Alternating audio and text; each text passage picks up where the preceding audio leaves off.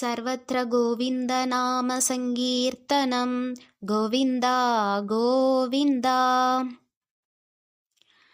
सूर्यस्पर्तिकिरीटमूर्ध्वतिलक प्रोत्पासिपालान्तरं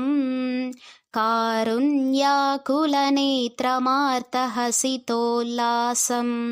सुनासापुडं कण्डोत्यन्मकराभकुण्डलयुगं कण्डोज्ज्वलत्कौस्तुभं त्वद्रूपं वनमाल्यहारपडल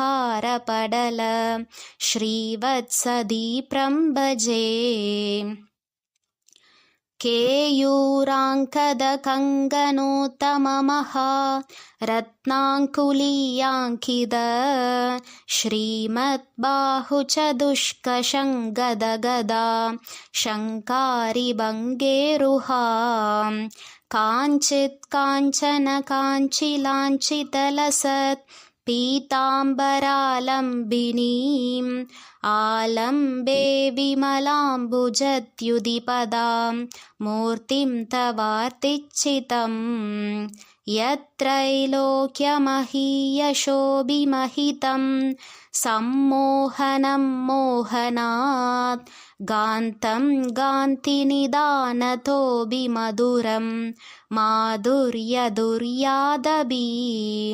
सौन्दर्योत्तरतोऽभिसुन्दरतरं त्वद्रूपमाश्चर्यतोऽपि आश्चर्यं भुवनेन कस्य कुतुकं पुष्णाति विष्णो विभो तत्तादृङ्मधुरात्मकं तव वपुस् सम्प्राप्य सम्मन्मयी सा देवी परमोत्सुका चिरतरं नास्ते स्वभक्तेष्वपि तेनास्यापदकष्टमच्युत विभो त्वद्रूपमानोज्ञक प्रेमस्थैर्यमया दशापलपलात् चापल्यवार्तोऽतभूत् लक्ष्मीस्तावकरामनीयगहृदै वेयं परेष्वस्थिरेदि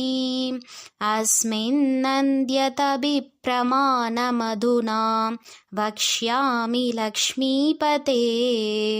ये त्वध्यानगुणानुकीर्तनरसा सक्ता हि भक्ता जनां तेष्वेषा वसतिस्थिरैव दयित प्रस्तावदत्तातरा एवं भूतमनोज्ञदानवसुधा निष्यन्तसन्दोहनं त्वद्रूपं परचित्रसायनमयं चेतोहरं शृण्वदां सत्यप्रेरयते मदिं मदयते रोमाञ्चयत्यङ्कगं व्यासिञ्चत्यपि शीतबाष्पविसरैरानन्दमूर्च्छोद्भवैः एवं भूततया हि भक्त्यभिहितो योगः स योगद्वयात् कर्मज्ञानमयादृशोत्तमतरो योगीश्वरैर्गीयते सौन्दर्यैकरसात्मके त्वयि खलु प्रेम प्रकर्षात्मिका भक्तिर्निःश्रममेव विश्वपुरुषै लभ्या रमावल्लभ निष्कामं नियतश्वधर्मचरणं यत्कर्मयोगाभिदं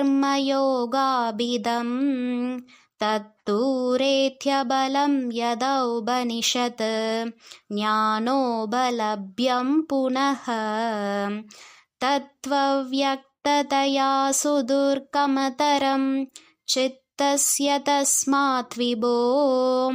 त्वत्प्रेमात्मकभक्तिरेव सततं स्वातीयसी श्रेयसी अत्यायासकराणि कर्मपटलानि आचर्यनिर्यन्मलाः बोधे भक्तिपदे तवाप्युचितदा आयान्ति किं तावदा क्लिष्ट्वा तर्कपदे परं तव वपुर्ब्रह्माज्ञमन्ये पुनः चित्रात्रत्वमृते विचिन्त्य बहुभिः सिद्ध्यन्ति जन्मान्तरैः त्वद्भक्तिस्तु गदारसामृतझरी निर्मज्जनेन स्वयं सिद्ध्यन्ति विमलप्रबोधपदवीम् अक्लेशतस्तन्वदी सत्यसिद्धिकरी जयत्ययि विभो सैवास्तु मे त्वत्पद प्रेम प्रौढिरसात्रदात्रदरं वातालयादीश्वर नारायण अखिल गुरु भगवन् नमस्ते।